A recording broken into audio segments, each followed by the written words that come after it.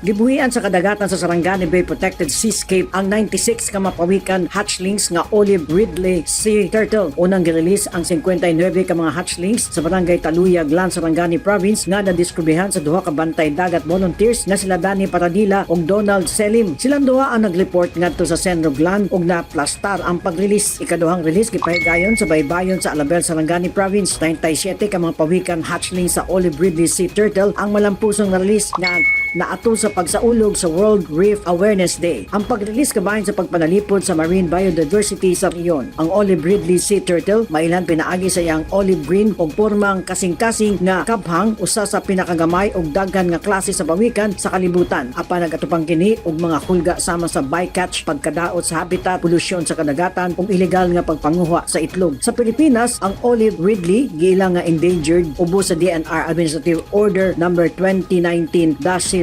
samtang vulnerable usab kini sumala sa International Union for Conservation of Nature o IUCN Red List. Peng Alinyo, Newsline Philippines. Stay safe.